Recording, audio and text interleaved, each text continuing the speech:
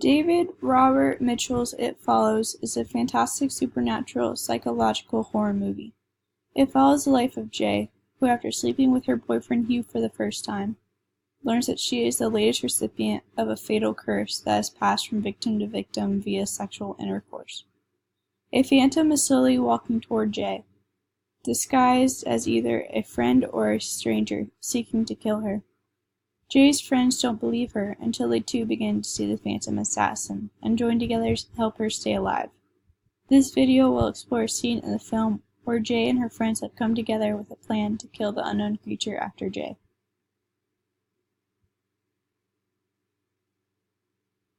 This scene takes place in an abandoned swimming pool, isolated with only one exit. This presents a feeling of entrapment. The friends have no way out unless they defeat it. The audience knows that they are trapped, which makes the viewer's situation stressful as they hope for the character's survival. The lighting in the abandoned swimming pool is dark, with some cold blue light coming from the pool. This surrounds for a fearful atmosphere. It is only visible to Jay, so it could be anywhere. The low lighting and dark shadowing around the pool emphasize the fact that it could be hiding there. Jay being centered in the only lit spot of the scene, the pool, shows that she is in the most danger. This presents her as being the target or bait for it. The props being used in the scene are also significant.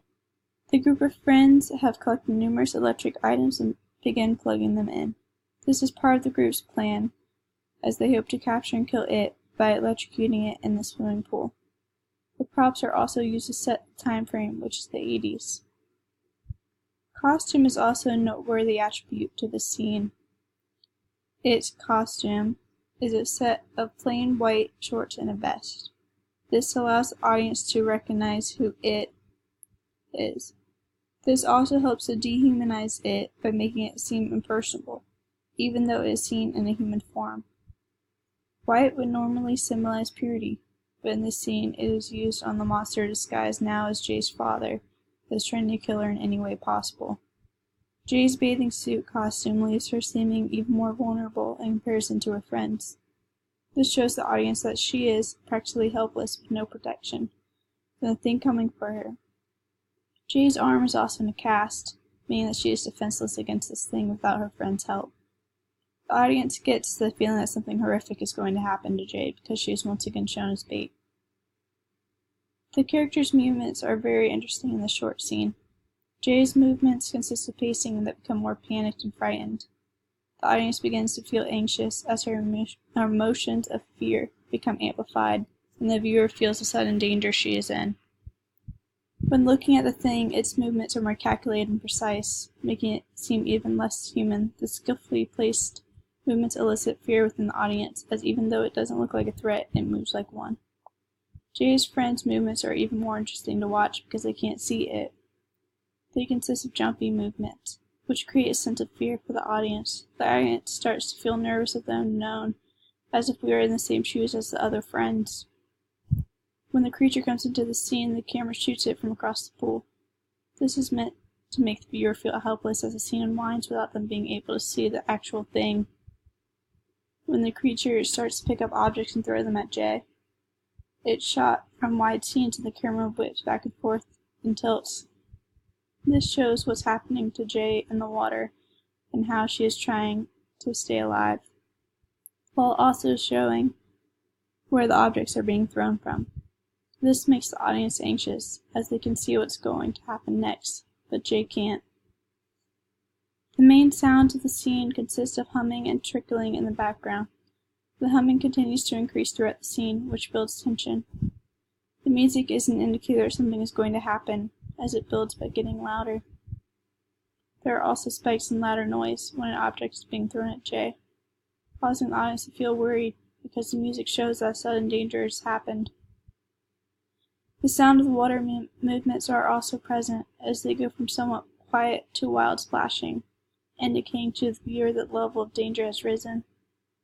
The characters' voices seem to almost echo off the walls of the swimming pool, adding to the fact that the characters are alone and isolated within the pool room with this creature. Watch out, Captain Blow!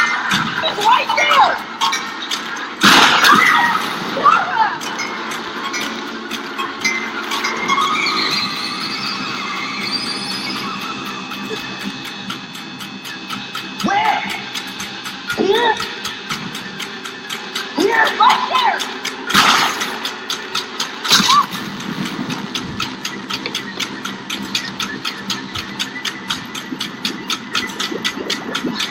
Where is it?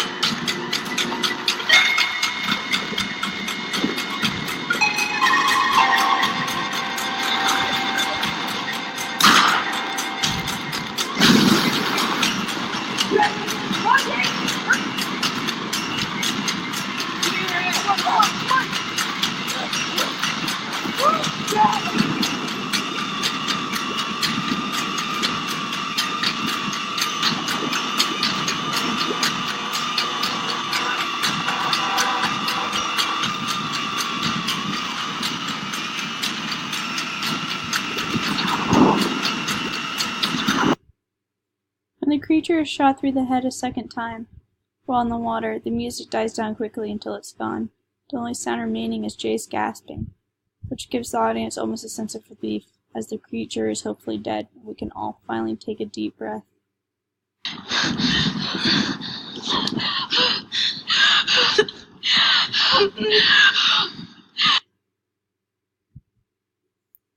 This scene is very important to the film, as it finally allows for the creature that has been like an unstoppable killing force to be stopped. The director did a very good job with the scene in influencing the viewer's emotions through little details that would usually go unnoticed while watching the scene. Overall, the scene is used to influence the viewer's emotions and provide an eventual, somewhat happy ending for Jay.